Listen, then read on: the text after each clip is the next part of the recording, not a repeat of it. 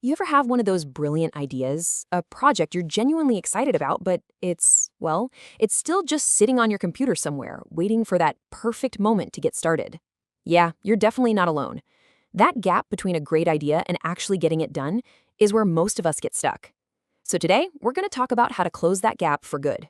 It seems like such a simple question, right? But the answer, it's not so simple. It's that blinking cursor on a totally blank page, or the perfectly clean canvas, or the empty gym before a workout. That first push just feels like trying to move a mountain. So, how do we make that first move? And, more importantly, how do we keep moving forward after that? Okay, so here's our game plan for today. We're going to start by taking on the biggest obstacle of all, the perfectionism trap. Then we'll get super practical and talk about how to build momentum from a dead stop. I'll even share a framework to make it all stick. We'll also cover why it's okay and even necessary to pause sometimes. And finally, we'll zoom out and see how this all pays off when you're playing the long game. So, first things first, we have to identify the main villain in this whole story: perfectionism. It loves to pretend it's a good thing, a high standard, but really, it's the number one enemy of ever getting anything done. You know how we do it. We tell ourselves we just have high standards. But what's really going on? We're spending hours on that one tiny edit, that little tweak that, let's be honest, nobody is even going to notice. This chase for a flawless final product, it's a trap of diminishing returns. It just creates more stress and, ironically, leads to us finishing way less work. And this brings us to a really, really important distinction. On one hand, you've got perfectionism, and that's almost always rooted in fear. Fear of being judged, fear of failing. It keeps you totally stuck, waiting for these perfect conditions that just never show up. But then on the other hand, you have high standards. That's about wanting to do great work, but also understanding that actually shipping the work, getting it out the door, is what matters most for making progress.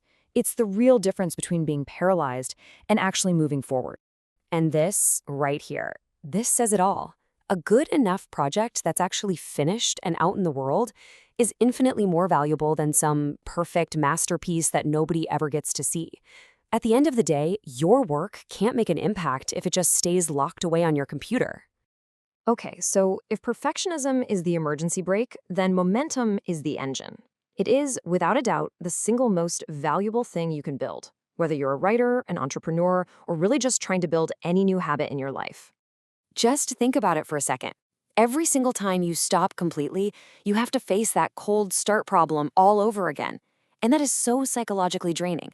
It's so much easier to keep a slow, steady rhythm going than it is to constantly try and create these massive bursts of energy out of absolutely nothing. This is where that classic snowball effect really comes into play. That initial push is the absolute hardest part, just packing that first little bit of snow together.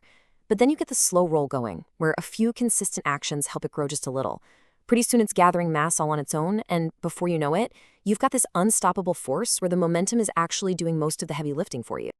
All right, that all sounds great in theory, but how do we actually do it, right? This brings us to the practical part, the toolkit. This is a framework that's designed to make consistency something you can actually achieve, not just something you aspire to. So here's your action plan. First up, define your minimums. What is the absolute least you can commit to doing on a regular basis?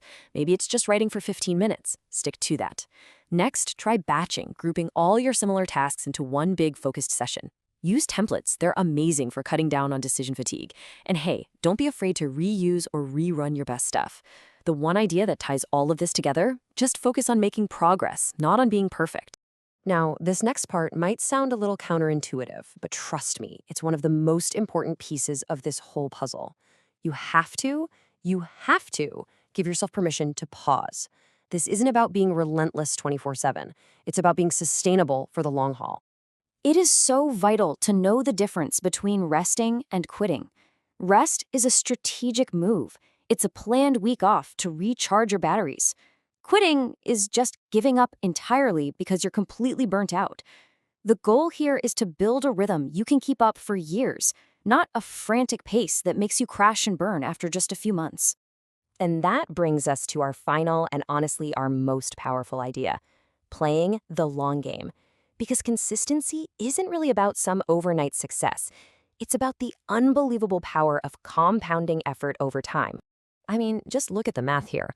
1 action a week. It feels pretty small, doesn't it? But after a year, that's 52 actions. Meanwhile, the person waiting for that perfect moment of inspiration, they manage maybe 10. Now let's compound that. After 5 years, you're at 260 actions to their 30. And after a decade, it's just staggering, 520 versus a mere 45. That difference isn't just big, it's absolutely life-changing. This is really the ultimate takeaway. Long-term success, the kind that really lasts, comes from your volume of work, from your persistence, from just being there. It's built on this massive foundation of good enough actions that all together add up to something truly great. A single flawless piece just can't compete with an entire library of consistent effort. And that's the final idea I want to leave you with. You can't compound good intentions. You can't compound thinking about doing the work. You can only compound actually showing up and doing it.